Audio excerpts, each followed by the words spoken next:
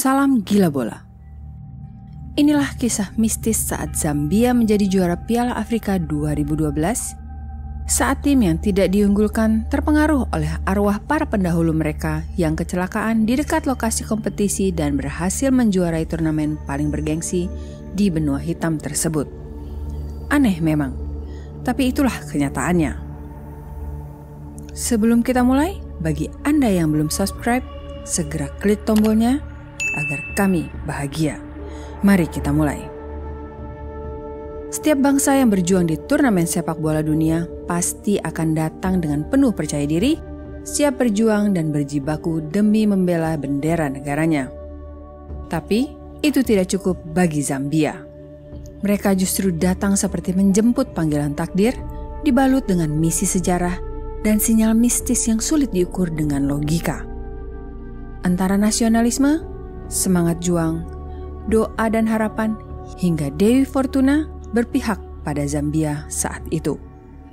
Segalanya menjadi kekuatan yang mengantarkan mereka pada puncak kemenangan di ajang Piala Afrika 2012. Tapi, percaya atau tidak, keberhasilan Zambia lebih karena mistis terkait tragedi kecelakaan pesawat yang terjadi lebih dari 1 dekade sebelumnya di tahun 1993. Pelatih Zambia saat itu, Hervé Renard, bahkan mengatakan, itu adalah tanda takdir tertulis di langit. Ada kekuatan bersama kami. Saya pikir Tuhan telah membantu kami dan memberi kami kekuatan. Pilihan kata yang tepat bagi Renard saat menggambarkan kejayaan Piala Afrika yang didapatkan Zambia di Guinea, Khatulistiwa, dan Gabon. Itu prestasi luar biasa di tahun 2012 dan semua berawal dari sebuah tragedi yang memilukan hati.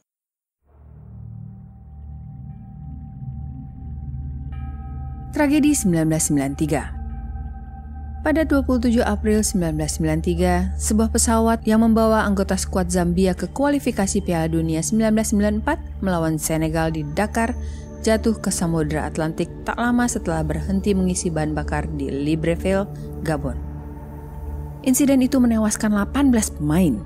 Secara keseluruhan, 25 penumpang dan 5 awak tewas seketika usai pesawat tersebut lepas landas.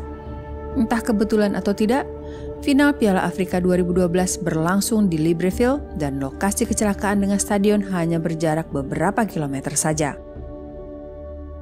Kami pergi ke turnamen ini untuk mengistirahatkan jiwa para pahlawan kami yang gugur, kata kiper Zambia, Kennedy Mwene, sebelum turnamen dimulai. Sentimen tersebut juga digaungkan dengan brilian oleh Renard.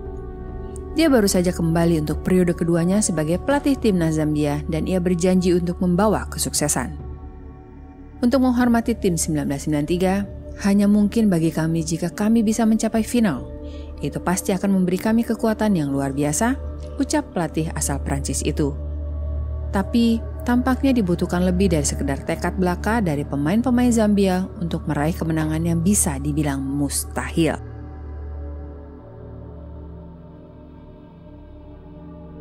Zambia bukan unggulan.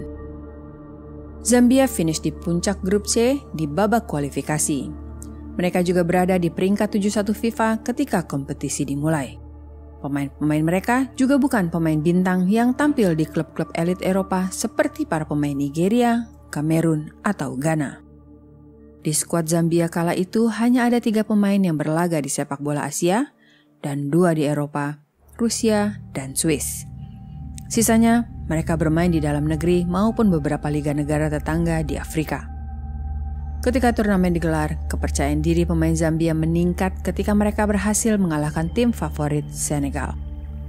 Mereka membuat bintang Senegal saat itu, Papis Cissé dan Dembaba, tak mendapatkan ruang sedikit pun untuk mengirimkan umpan dan melepaskan tembakan dengan pertahanan yang tangguh. Zambia finish pertama di grup saat mengalahkan Senegal 2-1.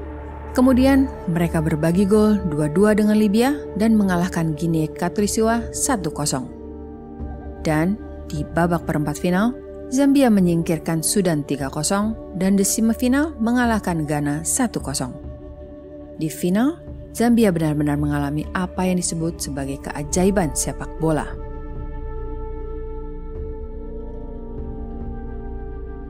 Final Piala Afrika 2012.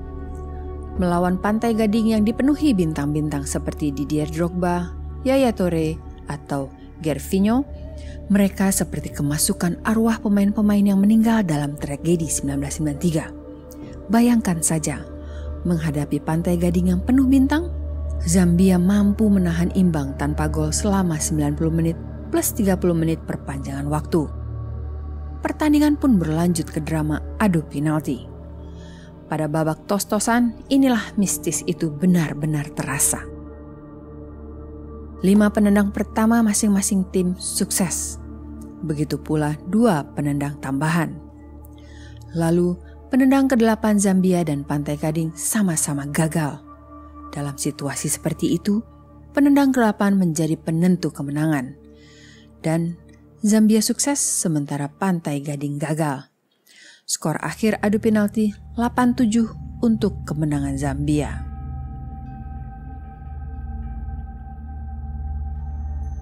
Akhir dramatis bumbu mistis. Para pemain kemudian berlutut berdoa sekali lagi untuk mendahulu mereka yang telah tewas di tahun 1993.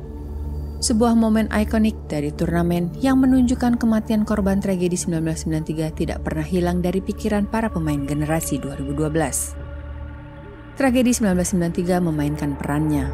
Kami bukan tim favorit di kompetisi ini atau bahkan mencapai babak final. Tapi kami percaya pada diri kami sendiri, kata salah satu pemain Zambia, Isak Kansa. Tapi itu bukan satu-satunya momen ikonik di final. Setelah kemenangan itu, Renard membantu seorang bek yang cedera, Joseph Musonda, yang berada di pinggir lapangan untuk ikut bergabung dalam perayaan kemenangan itu. Mereka menemukan kekuatannya. Saya tidak tahu dari mana, kata Renard. Ada sesuatu yang tertulis di suatu tempat, rasanya benar. Tapi itu bukan karena saya. Bukan karena taktik atau permainan yang kami lakukan. Saya tidak tahu dari mana asalnya, tambah Renard. Sayangnya, setelah era emas itu, Zambia tidak pernah lagi mencapai prestasi yang sama. Mereka selalu kandas di fase grup pada Piala Afrika 2013 dan 2015. Kemudian gagal ambil bagian pada 3 edisi beruntun, yaitu 2017, 2018, dan 2019 di Kamerun.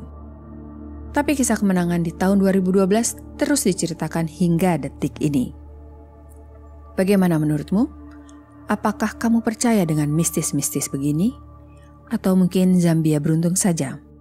Sampaikan pendapatmu di kolom komentar dan jangan lupa like, share, dan kalau tidak,